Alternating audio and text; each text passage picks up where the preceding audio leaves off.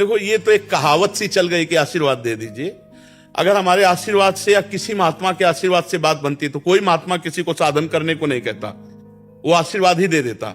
झंझट काय को करते, घंटों भाव में लगे हुए, सीधे जाओ आशीर्वाद। ऐसे हुआ आया क्या कुछ तुम्हारे पास? जैसे लोग नहीं वो केवल फिल्मों में दिखाते हैं सही में नहीं होता, सही में कहीं नहीं होता, कहीं नहीं होता सही में। वो केवल फिल्मों में, पोस्टर में दिखाते हैं। पोस्टर में दिखाया को ज्योति निकली उनमें चली गई, वो केवल पोस्टर में मिलेगी और फिल्मों में मिलेगी। सही में उनके वचन के अनुसार चलो तो शक्ति मिलेगी, उनकी आज्ञा के अनुसार चलो तो शक्ति मिलेगी। अगर किसी के पैर छूने से, किसी के हाथ रखने से हमारा काम बन जाए तो हमें विश्व में कहीं तुम लिवा चलो, कहीं भी लिवा चलो।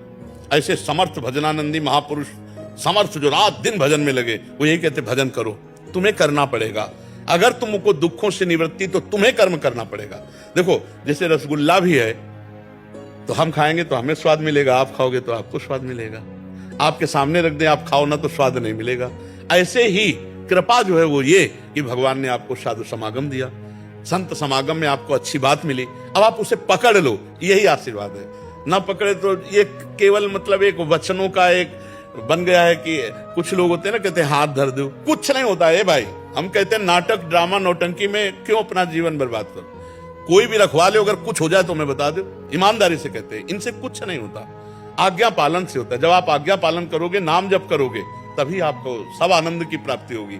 कभी कभी ऐसा तुक्का लग जाता है कि जैसे आप जो सोच के आए और आए, भले कुछ नहीं हुआ, काम हो गया, अरे बोले बाबा बड़े चमत्कारी, हम सोच के आए थे, हमारा काम हो गया। वो तुक्का लग गया, तुम्हारा पुण्य का समय आ गया और उसी समय तुम्हारी एंट्री हुई और तुम्हारी कामना बन गई, तुम्हारा काम हुआ। बोले बाबा बड़े चमत्कारी। वशिष्ठ जी से बढ़कर कोई बाबा चमत्कारी होगा?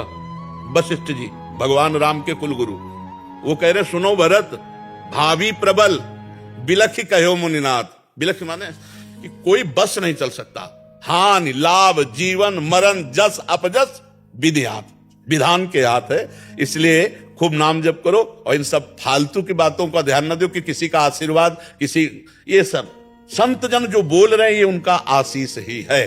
संत जन जो बोल रहे हैं अपनी जीवनी शक्ति तुम्हें दे रहे हैं, तुम उसको पकड़ लो, फिर देखो स्वाद आ जाएगा। अब उसको ना मानो तो ये हाथ पैर, इनसे कुछ नहीं होता। ये सब एक सदाचार है। सदाचार माने एक व्यवहार है। सामने गए, प्रणाम किया, साष्टांग लौट गए, चरण छू लिए, उन्होंने हाथ रख दिया, एक सदाचार है। लेकिन इससे कोई हमें आध्यात्मिक शक्ति प्राप्त नहीं होगी। आध्यात्मिक शक्ति उनकी आज्ञा का पालन करने से हो। आज्ञा सम्न सुसाहिब सेवा, जो आज्ञा का पालन करे अपने आप कृपा होती चली जाएगी। ऐसा होने लगे ना तो भगवान सुषेण वैद्य को न बुलाकर झाड़ फूंक वाले को बुलाते, जब लक्ष्मण जी को वीरघाती नहीं लगी थी। दशरथ जी को भगवान बचवा लेते ना। लेकिन भगवान पुत्र हैं, जो होना है वही होता है। इसलिए भ्रम में न रहो, किसी के आशीर्वाद की जरूरत आपको नहीं। आप राम राम कृष्ण कृष्ण जपो, आपका आशीर्वाद अपने आप घेर लेगा। अब देखो फिर हम आपको समझा रहे, भगवान की जिस पर कृपा होती है उस पर सबकी कृपा होती है। जहां पर कृपा राम की हुई ता पर कृपा करे सब कोई। बिल्कुल अच्छे आदमी बनो, किसी के बुरे आचरणों में ना सहयोग दो, ना बुरा आचरण करो, और नाम जप करो। अगर चारों तरफ से कृपा ना हो तो हमें बता देना, आनंद ही आनंद रहेगा। और ये तो एक व्यवहार मात्र है कि संतों से कहा जाता है कि आप हम पर कृपा कर दो, आप हमारे ऊपर हाथ रख दो, ये सब व्यवहार मात्र है। खूब इसीलिए बचपन से इस मार्ग में है, कहीं भी जहां सब देखा है, कहीं भी कुछ नहीं, आपको करना होगा। आपको अपने कल्याण के लिए आपको तपना होगा, आपको जलना होगा। जो आपको बता रहा है वो ड्रामा है। अगर कोई कह रहा है ना, अगर पैसे से हमारे पाप नष्ट होते हो, हमारा मंगल हो जाए, तो ये करोड़पति अरबपति जो खूब धनपति हैं, ये कभी मरे ना, ये कभी इनको बुखार ना आवे, जलते हैं अंदर। यही कृपा मान लो कि ये बातें सुनने को मिल रही हैं, यही कृपा मान लो कि हमें सत्संग मिल रहा है। बस यही कृपा, बिनु हरि कृपा मिले नहीं संता।